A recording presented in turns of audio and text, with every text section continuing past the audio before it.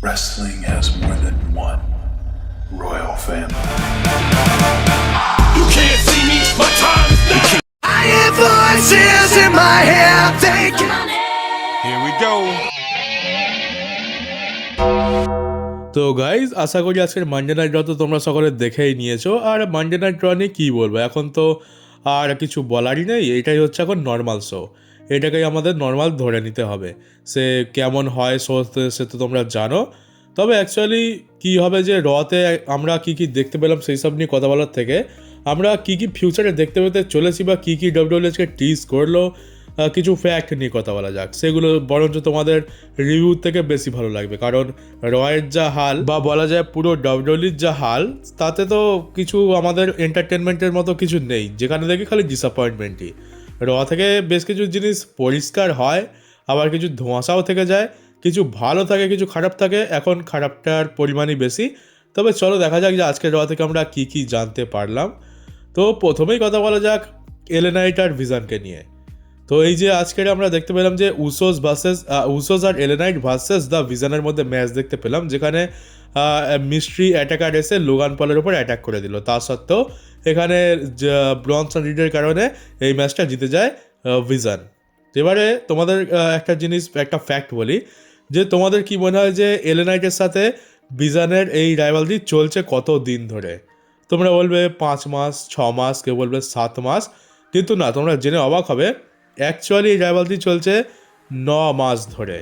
মানে ভাবতে পারো আগের বছরে সে কবে শুরু হয়েছিল এই রাইভালরি, এখনও চলছে। না তো ভিশনের কাছে করার মতো কিছু আছে, আর না তো এলএ নাইটের কাছে করার মতো কিছু আছে। এই করতে করতে 9 মাস কেটে গেল, আর এখনও নাকি এদের রাইভালরি কন্টিনিউ চলছে। তো মানে তো আর দেখতে গেলে আর 3 মাস বাকি। ওই 3 মাস তো মনে হয় রেসলম্যানিয়া অবধি কমপ্লিট হয়েই যাবে। তো 1 বছর ধরে এদের মধ্যে ফিউড চলছে। তো এরম করলে কী করে নতুন স্টার বিল্ড হবে? এলএ নাইটকে যদি কোনো ভ্যারাইটি কাজে তোমরা ব্যবহার নাই করতে পারো, ব্রনসন রিড, ব্রন ব্রেকার এদেরকে যদি কোনো অন্য স্টোরি লাইন দিতে নাই পারো, তাহলে কি করে নতুন স্টার বিল্ড হবে? এটা এই জন্যই বড় একঘেয়ে হয়ে গেছে। একজনের সাথে যদি 1 বছর ধরে ফিউড করে, তাহলে কারোরই দেখতে ভালো লাগে না। দেখেই বোঝা যাচ্ছে যে এদের কাছে করার মতো কিছু নেই। খালি LA Knight, Bronson Reed, Bron Breakker, Logan Paul, Austin Theory, ঘুরিয়ে ফিরে উসোস এরাই খালি করে যাচ্ছে, আর কিছু তো নেই। আমরা সেই কবে থেকে দেখে আসছি যে Usos LA Knight CM Punk, Usos LA Knight CM Punk vision এখনও সেই একই জায়গায় দাঁড়িয়ে আছে। আর ঠিক এই কারণেই আমরা ভিশনের কোনো ইম্প্যাক্টই দেখতে পাই না। ভিশন এখন সব থেকে বেশি ডমিনেটিং টিম, কিন্তু আমাদের কোনো ইন্টারেস্ট নেই এর ওপরে। মানে আমাদের ভিশন তো ভিশন, আমাদের কোনো যাই আসে না, এরকম একটা ব্যাপার। আর এক সময় বলা হচ্ছিল নাকি এটা ব্লাড লাইনের থেকে বড় হবে। হ্যাঁ, অ্যাকচুয়ালি তো আমিও বলেছিলাম যে এটা ব্লাড লাইনের থেকে বেশি ভালো হবে, যার কারণ দেখে তেমনই মনে হচ্ছিল। কিন্তু এই 1 বছরে ব্লাড লাইন 4-5টা স্টোরি লাইন দিয়ে দিত ভালো ভালো, আর ভিশন এই 1 বছরে একটাই স্টোরি লাইন দিচ্ছে, কিন্তু কি স্টোরি লাইন দিচ্ছে সেটা ফ্যান্সরা বুঝতে পারছে না। আর এটা একটা অনেক বড় কারণ, যেটা হচ্ছে যে ব্লাড লাইন শো চালাতো, কিন্তু ভিশন শো চালাতে পারছে না। এখন যদি শুধুমাত্র ব্লাড লাইনকেই রাখা হতো, ফ্যান্সরা শুধু ব্লাড লাইনের জন্যই পুরো শো কিন্তু দেখে নিত, সে 3 ঘন্টার শো হোক কিংবা 2 ঘন্টার হোক।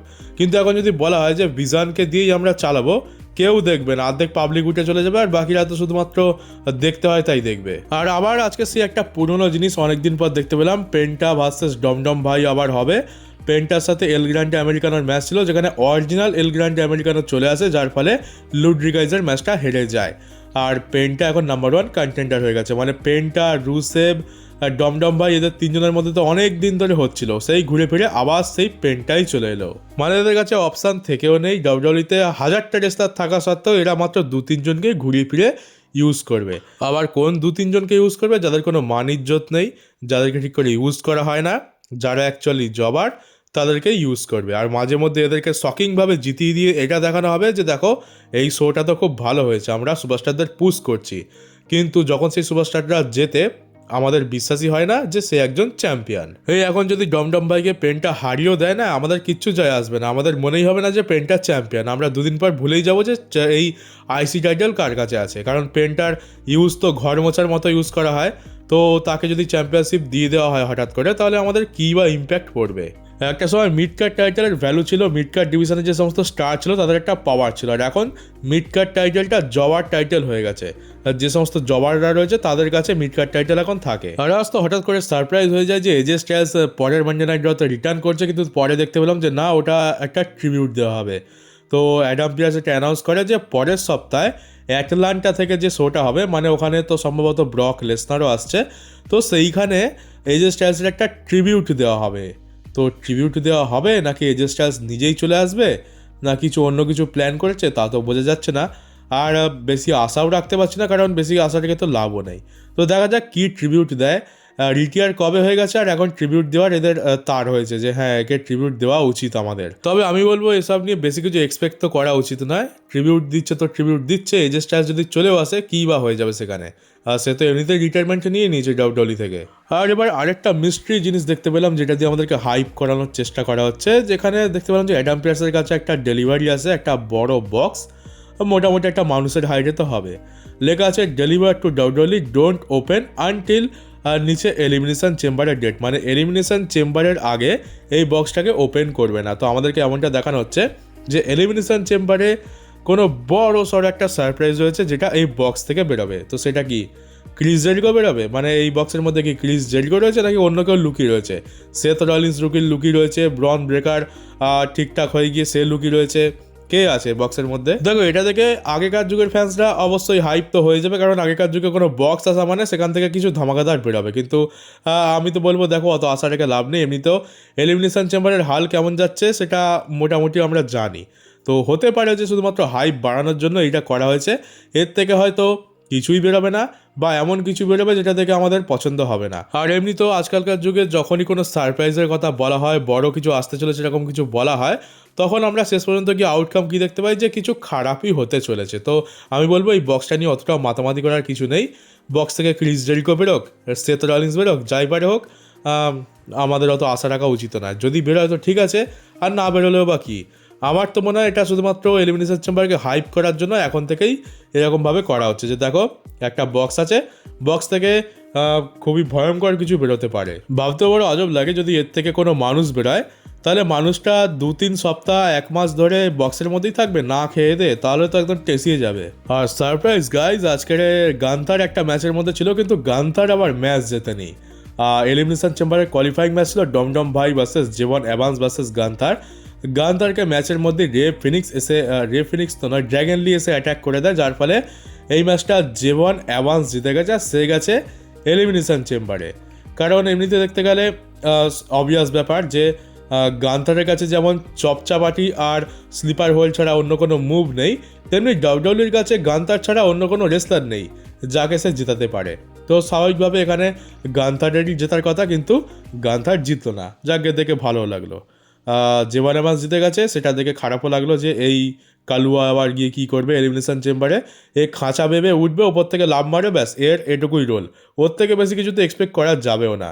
আর এই ছিল আজকের মানডে নাইট ড্রয়ের মেন ইভেন্ট। আর এবারে একটা ব্যাড নিউজ রয়েছে গাইস, তো দেখে নাও, এই হচ্ছে ব্যাড নিউজ। গ্রাফিক্স দেখেই আমরা তো একদম চমকে গেছি। আমাদের জে উসো অফিসিয়ালি এন্ট্রি নিতে চলেছে কোয়ালিফাইং ম্যাচে। আর বলে রাখি যে ম্যাচের যে কটা স্পট ছিল সব কটা ফুল হয়ে গেছে। ব্রক লেসনার, ওবাফেমি কেউই থাকছে না ম্যাচের মধ্যে।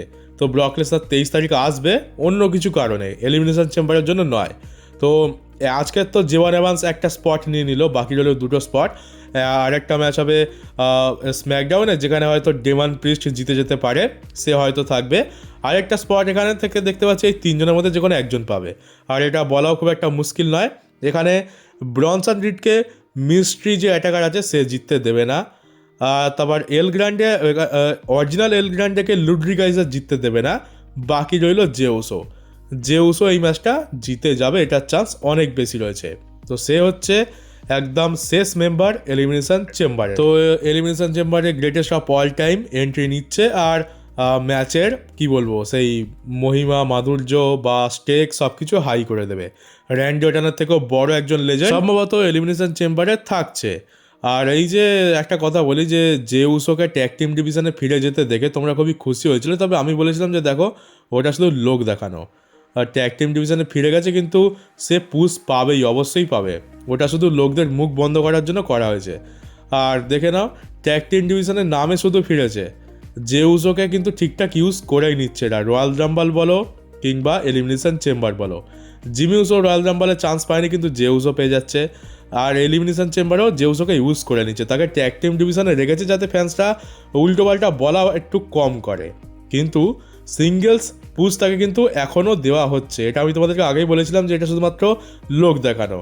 আসল জায়গায় জেউসোকে ইউজ ঠিকঠাক করবেই করবে, কারণ টাকলার তো আবার জেউসো, গান্থার, কোডি, রোডস এদেরকে তো আবার চোখে হারায়, তো এদেরকে কি করে ফেলে দিতে পারে। তো জেউসো ঠিকঠাক পুশ পেয়েই যাবে আমাদের নাকের ডগা দিয়ে। আর পাবলিক তো বোকা, পাবলিককে যেটা দেখানো হবে তারা সেটাই দেখবে। দেখানো হচ্ছে যে ট্যাগ টিম ডিভিশনে গেছে, আমরা বলছি বাহ খুব ভালো, ট্যাগ টিম ডিভিশন থেকে বিলং করে ওখানেই চলে গেছে। কিন্তু ট্যাগ টিম ডিভিশন থেকে বিলং করে তুমি কি করে ওয়ার্ল্ড টাইটেল পিকচারে আসতে পারো? তুমি রয়্যাল রাম্বলে যাচ্ছ, তুমি এলিমিনেশন চেম্বারে এন্ট্রি নিচ্ছ, তুমি ট্যাগ টিম ডিভিশনের লোক, তো ট্যাগ টিম ডিভিশনেই থাকো না। এলিমিনেশন চেম্বার জিতে তুমি কোন ট্যাগ টিম টাইটেলকে চ্যালেঞ্জ করতে যাচ্ছ? আর এমনটা তো নয় যে যদি জেউসো এবারে রয়্যাল রাম্বল জিতে যেত তাহলে সে ট্যাগ টিম টাইটেলের জন্য লড়তো, না এমনটা তো না, সে তো ওয়ার্ল্ড টাইটেলের জন্য যেত। তো বিষয়টা বুঝতে হবে তোমাদেরকে। জেউসো আগেও গ্রেটেস্ট অফ অল টাইম ছিল, আর এখনো living legend greatest of all টাইমদের মধ্যে গ্রেটেস্ট অফ অল টাইম রয়েছে। আর তো চলো গাইজ, আজকের মানডে নাইট ড্র থেকে মোটামুটি এই কটা জিনিসই জানতে পারলাম। এমনিতেও দেখতে গেলে কিছু তো সেরকম কিছু নেই বলার মতো। আর চলো, সন্ধ্যেবেলা একটা নিউজ ভিডিও আসছে, সেখানে আরও কিছু নিউজ বা থিওরি নিয়ে কথা বলা যাবে। আর চলো, কেমন লাগলো ভিডিওটা কমেন্ট বক্সে অবশ্যই জানিও। নতুন থাকলে চ্যানেলটাকে সাবস্ক্রাইব করে নোটিফিকেশন বেলটাকেও অন করে দিও। আর চলো, দেখা হচ্ছে পরবর্তী একটা নিউজ ভিডিওতে।